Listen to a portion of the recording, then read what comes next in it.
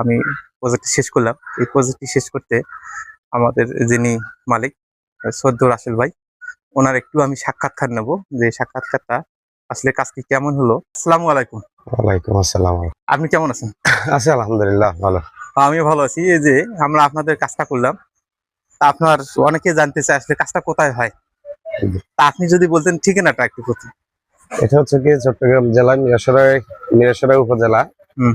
এই জলগঞ্জ থানা ওসমানপুর 5 নম্বর word সোনাপল্লী area. হুম। সোনাপল্লী 5 নম্বর word 5 নম্বরে। অনেকে খুঁজে নেবে এটা আপনাদের। জি। আর আমি টানা আপনাদের 33 দিন যাবত কাজটা করলাম।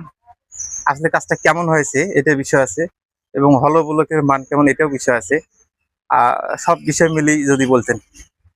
সব মিলে আলহামদুলিল্লাহ ব্লকের মান ঠিক আছে। ব্লক যেগুলা নিয়ে এসছেন, হুম। ব্লকগুলা দেখছি আমি, দেখে তো অবাক যে নওগাঁ ইয়া থেকে আসছে, এগুলো রংপুর থেকে এখানে আসছে 1200 ইট একসাথে।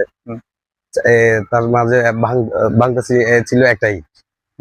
এটা আর কি মোটামুটি যাক ব্লকগুলা আলহামদুলিল্লাহ ভালো, কাজের মানও আলহামদুলিল্লাহ খুশি তো। আর একটা বিষয় আছে, আমরা যে 3D তে প্ল্যান বা 3D আগে করতাম, সেই প্ল্যান বা 3D এর সাথে কি মিল আছে কিনা দেখা যায়। আমরা যে স্টেপ দিছি, এখানে গার্ডেন দিছি, এই বিষয়গুলো আগে না, এগুলো ঠিক আছে সবগুলা। কিছু কিছুতে হালকা একটু চেঞ্জিং আসছে আর কি। আচ্ছা আচ্ছা। যেমন শাওয়ারে বা কম্পিউটার ইয়াগুলোতে একটু একটু চেঞ্জিং আসছে, বাস আর বেশি কিছু না।